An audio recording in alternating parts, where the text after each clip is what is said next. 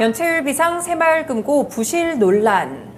네, 새마을금고가 좀 시끄러운 것 같습니다. 이제 미국에서의 이야기인 줄만 알았던 뱅크런 사태가 좀 일어났었는데 우리나라에서도 그 초기와 비슷한 현상들이 요즘 관측이 좀 되는 것 같아요. 최근에 이제 새마을금고의 연체율이 상당히 올라가고 있다 이런 이슈가 불거지면서 어제 저도 기사에서 사진을 봤는데 일부 지점에서는 맡긴 돈을 찾으러 온 고객들로 굉장히 붐볐다고 하네요. 이 이슈 먼저 정리해 주세요. 네, 일단 2022년을 기준으로 새마을금고에 이제 거래되는 고객들이 한 2만 1,000명 정도, 네. 2,100만 정도 되고 네. 있고요. 또 이제 전국의 새마을금고 지점만 해도 한 3,200여 곳이 있습니다.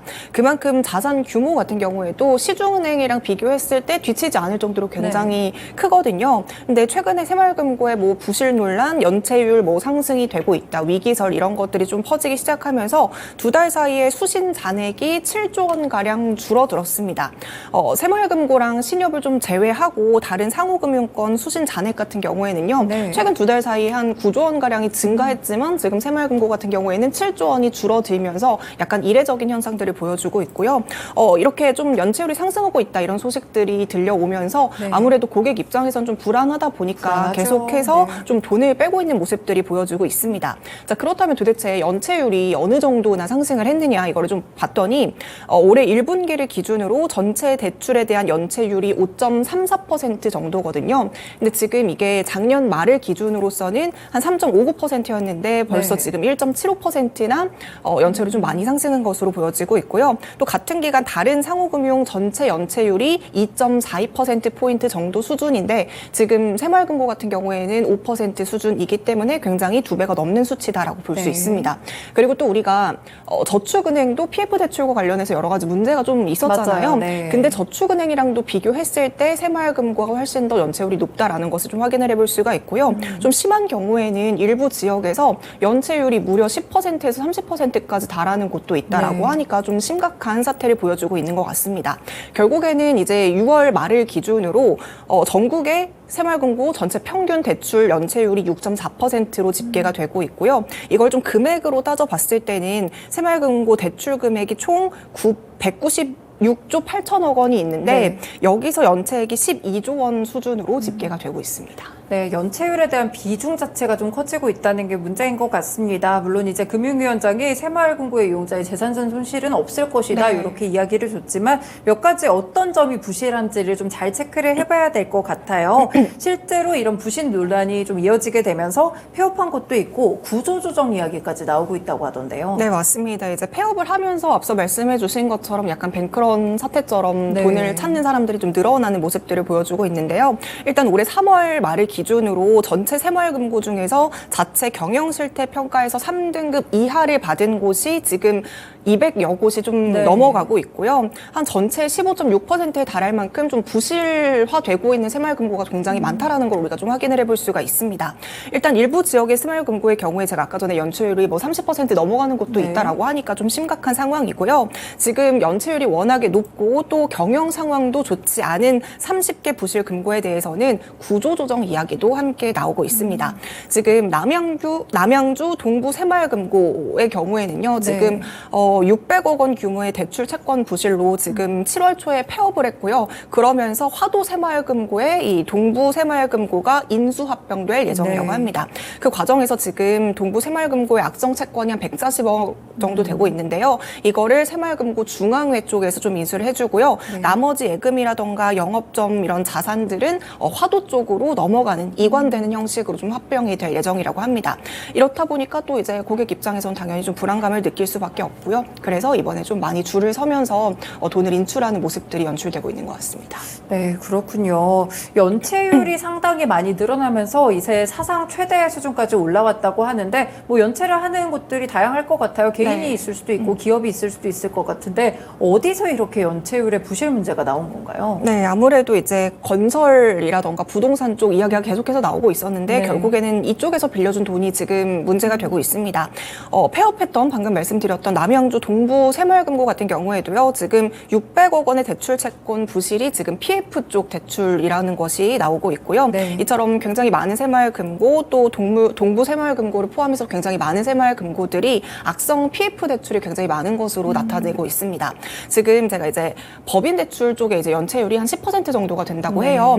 근데 이제 새마을금고 전체 대출이 213조 정도가 있는데 이 중에서 52.3%가 기업 대출이거든요. 근데 아무래도 이제 기업 대출이라고 한다면 보통 부동산이나 건설 쪽에 많이 취급이 되고 그렇죠. 있는 만큼 네. 여기서 지금 문제가 좀 많이 되고 있고요.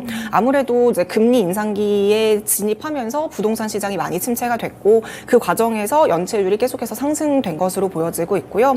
결국에는 금리 인상이 1년이라는 시간 동안 좀 단기간에 연체율이 상승하게 될 수 있었던 원인이 된 것 같습니다. 네, 그렇군요. 이제 금리 인상이랑도 말씀 주신 대로 연결고리가 있을 것 같아요. 금리가 많이 올라갔고 그런데 이제 부동산 가격 자체는 별로 좋지 않다 보니까 아무래도 당연히 연체율이 높아질 수밖에 없겠다라는 생각들이 드는데 근데 이번에 이제 연체율이 높아진 과정 속에서 오히려 엄청 큰 규모의 그런 것보다는 작은 쪽에서 좀 문제가 쌓여서 터졌다고 들었거든요. 네, 지금 뭐 워낙에 금리가 많이 오르는 과정에서 큰 기업들도 힘들어지는 와중에 또 소기업들은 얼마나 더 많이 힘들었겠습니까? 네.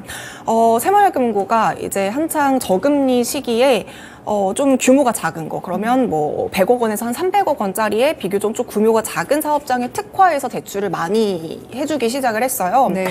각 지역의 금고는 뭐 좀 규모가 작은 사업자가 시행하는 부동산 프로젝트 위주로 대출을 많이 해줬었는데요. 그러면서 이제 2019년부터 이 대출이 본격적으로 좀 늘어나기 시작합니다. 그렇게 늘어난 대출 잔액이 2019년 말에는 27조 한 2천억 원 수준이었는데요. 네. 작년 말까지 합해보면 56조 3천억 원까지 늘어나면서 2019년과 비교했을 때 이제 소규모 쪽에 대출을 해준 비율이 한 2배 이상 증가했다라고 보시면 될 것 같은데요. 근데 앞서도 말씀드렸지만 이제 금리 인상기에 진입을 하게 되면서 시중은행들은 그래도 어느 정도 이 대출에 대한 좀 리스크를 줄이기 위해서 관리를 하는 네네. 모습들을 보여줬거든요. 근데 새마을금고 같은 경우에는요, 금리 인상기에도 이 대출을 관리하는 좀 그런 관리 능력이 좀 부족했던 부분들이 있고요. 그리고 결국에는 그렇게 자금력이 좀 좋지 않았던 소규모 사업장들은 그대로 무너지면서 이번에 부실 대출이 좀 발생하게 된 것 같습니다. 사실 뭐 금융에 대한 능력을 평가하게 될 때 은행이나 이런 것들을 평가할 때 리스크를 어떻게 관리하는지가 상당히 중요할 것 같은데 여기서 좀 구멍이 났다라는 생각이 좀 들고 있네요. 그리고 이제 또 다른 불안 요인으로 한 가지가 더 있는데 관리형 토지 신탁 여기도 연체율이 굉장히 악화되고 있다고요. PF 대출 같은 경우에는요, 아시는 것처럼 담보가 없이 그냥 네. 그 부동산 프로젝트 사업성만 보고 대출을 해줍니다. 하지만 이제 관리형 토지 신탁 대출 같은 경우에는요, 그래도 그 개발하려는 토지 자체에 좀 담보를 잡고 대출을 해주는 형식이거든요. 그래서 담보가 있기 때문에 아무래도 이제 PF 대출보다는 어느 정도 안정성이 있다라고 네. 평가를 할 수 있겠지만요, 지금은 부동산 침체기입니다. 그래서 그 당시에 우리가 담보를 잡았던 그 토지의 가치보다 지금과 비교하면 상당히 그 가치가 많이 떨어졌잖아요. 이런 부분에 대해서도 새마을금고 측에서는 당연히 리스크로 작용을 할 수가 있을 것 같고요. 지금 관리형 토지 신탁 같은 경우에도 새마을금고가 저금리 시기에 좀 대출을 많이 해줬던 부분이 있었는데요. 마찬가지로 2019년 말에서 3년 사이에 대출 잔액이 한 15조 이상 늘었을 정도로 이 관리형 토지 신탁 쪽에서도 대출 규모가 상당히 많이 늘어난 것을 확인을 할 수 있습니다.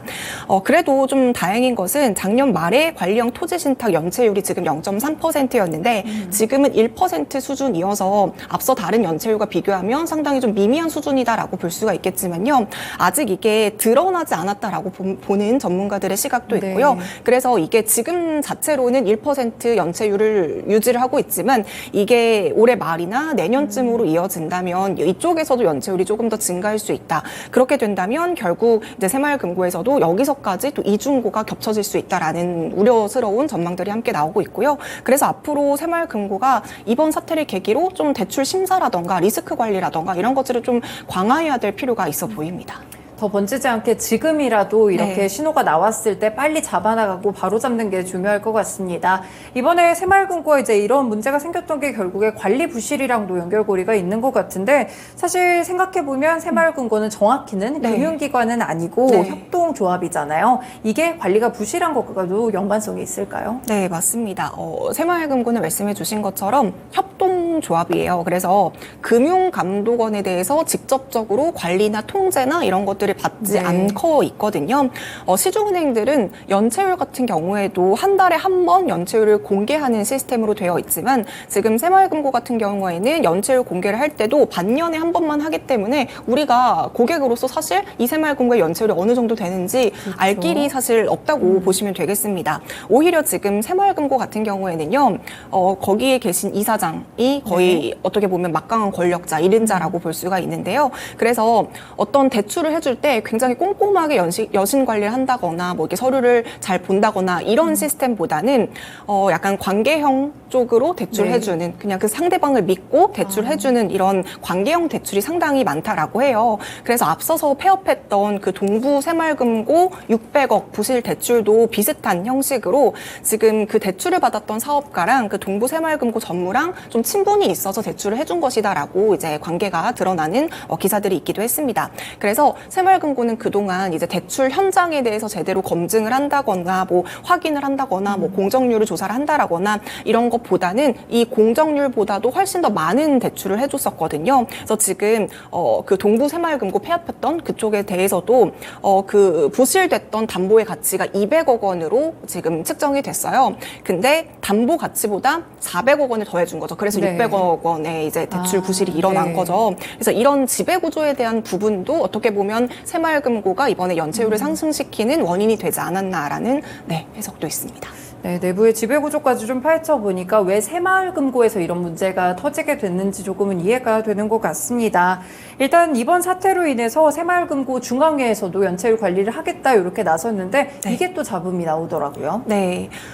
새마을금고 중앙회에서도 이제는 채무 조정을 위해서 연체율 관리를 시행하겠다라고 발표를 했습니다. 그래서 연말까지 좀 한시적으로 3개월 이상의 연체 차주 그리고 또 연체가 우려되는 차주에 대해서 정상 그리고 연체 이자에 대해서 최대 100% 감면해주거나 상환을 좀 유예해주는 쪽으로 프로그램을 실시하겠다라고 발표를 했는데요. 사실 이런 채무 조정 프로그램 같은 경우에는요. 새마을금고 이외에도 다른 금융사들도 모두 다 하고 있는 네. 프로그램이기는 합니다. 하지만 지금 문제가 되고 있는 부분을 좀 꼽아보자면요. 지금 새마을금고가 원래 같은 경우에는요. 정상 이자 내가 그동안 잘 이자를 납부했다라고 한다면 연체 이자의 일부를 감면해주는 기본 채무조정 프로그램이 네. 있었어요. 그런데 이번에는 정상 이자를 납부하지 않더라도 정상 이자까지 다 감면해주는 이런 프로그램을 다 실시해주겠다라고 이제 이야기를 하게 된 거죠.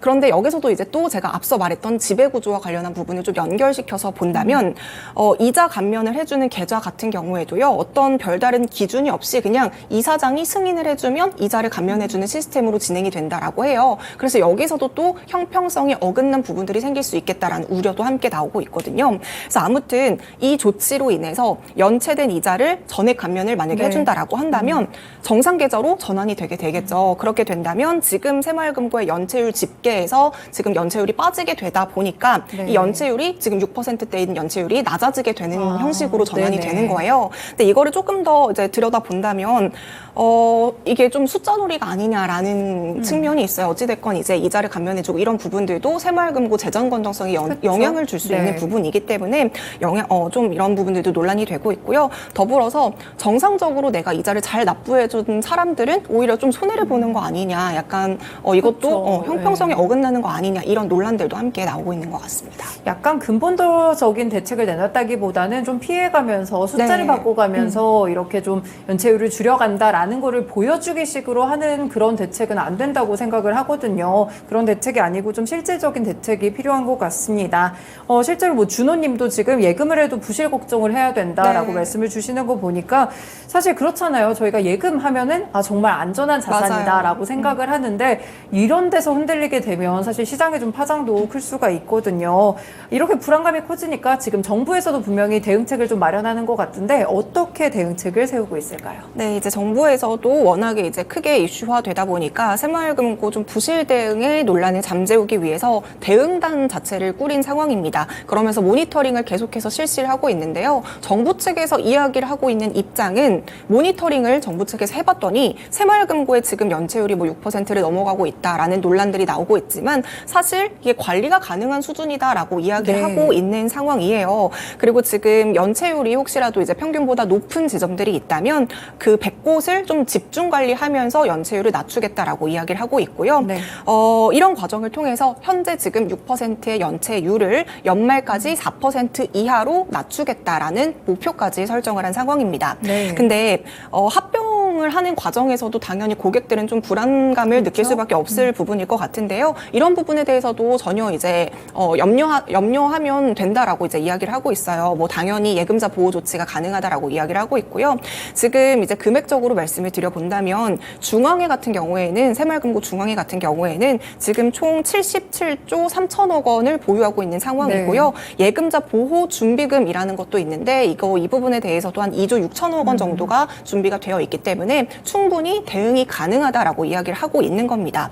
따라서 좀 만약에 유동성 지원이 필요하다라고 했을 때 중앙회에서 좀 유동성 지원이 가능하다라고 이야기를 하고 있고요. 혹시라도 중앙회에서 좀 부족한 부분이 있다면 정부라던가 아니면은 뭐 국가라던가 공공기관이라던가 다른 금융기관에서도 좀 차입을 통해서 지급이 가능하도록 도와줄 테니 이런 부분은 염려하지 않아도 된다라고 이야기를 하고 있는 상황입니다. 그리고 지금 새마을금고에서 이야기를 하고 있는 거는요. 아까 전에 뱅크런 사태 비슷한 사건이 일부 지점에서 일어났다라고 했잖아요. 그러면서 어찌됐건 뺐어요. 중도에 뺐어요. 그러면 우리가 다시 재가입을 할 때는 새롭게 다시 시작을 해야 되는 상황이지만요. 새마을금고에서 이번에는 중도 해지한 예적금에 대해서도 만약에 다시 재해치를 할 경우에는 비과세 혜택 그대로 유지를 시켜주겠다라고 이야기를 하고 있고요. 원래 약정 이율도 그대로 복원시켜주겠다. 이 부분을 지금 논의 중에 있다라고 합니다. 아직 확정된 건 아니지만요. 이게 만약에 확정이 된다면 다시 이제 예금을 뺐던 고객들도 다시 새마을금고로 좀 돌아올 수 있는 그런 계기가 될 수 있을 것 같고요. 어찌됐건 지금 정부에서도 이렇게 크게 노력을 하고 있는 부분은 뱅크런 사태를 가장 크게 우려를 하고 있는 것 같아요. 아무래도 뭐 미국에서도 우리가 사례를 봤듯이 불안 심리는 굉장히 빠르게 퍼져 나가고요. 특히나 우리 SVB 사태도 결국에는 뭐 SNS로 이런 소식들이 빠르게 전파가 되고 모바일 뱅킹으로 빠르게 예금들을 인출하면서 한 은행이 진짜 순식간에 무너지는 모습들을 우리가 봤잖아요. 이런 부분들도 지금 우리나라 정부에서도 함께 우려를 하고 있는 상황이고요. 만약에 실제로 이런 일이 있어서는 안 되겠지만 이런 일이 일어나게 된다면 진짜 심각한 유동성 위기가 퍼질 수가 있게 되고 또 정상적으로 잘 영업을 하고 있는 다른 지점에게까지도 피해를 줄 수 있는 부분입니다. 특히 우리가 이제 새마을금고 같은 경우에는요. 주변에 그 시장 쪽에서 예금을 예치하시는 고객분들이 많고요. 그렇죠. 그리고 또 이제 뭐 어르신분들, 할머니, 할아버지들의 쌈짓돈을 좀 예치하시는 분들이 많기 때문에 조금 더 이런 부분들 어르신들은 또 아무래도 불안감이 크다 보니까 이런 부분들을 정부 쪽에서 좀 잠재워주는 게 필요할 것 같고요. 아무튼 뭐 정부에서도 새마을금고 중앙회에서도 좀 총력을 다하고 있다라고 이야기를 하고 있지만 실제로도 내부적으로 이 연체율이라던가 리스크 관리라던가 또 이런 지배구조 사실 새마을금고 하면 이런 연체율 이런 부분 말고도 뭐 이사장이 막강한 권력으로 인해서 뭐 주말 출근을 한다 뭐 이런 부분들도 굉장히 많았잖아요. 이런 것들도 이번 계기로 좀 약간 좀 정리가 되는 그런 계기가 됐으면 좋겠습니다. 네, 그렇습니다. 이제 뱅크런 사태까지 번지지 않는 것도 상당히 중요하지만 그렇게 되지 않기 위해서는 정부의 지원도 필요하고 이와 더불어서 새마을금고 자체적으로 내부적으로 이제 감시라든지 통제가 조금 더 강화돼야지 결국에는 소비자들이나 고객들이 피해를 보지 않을 거라는 생각이 들고 있습니다. 네, 이렇게 일부 쉬운 이슈 읽어주기 시간에서 이번에 새마을금고와 관련된 사태를 조명해봤습니다.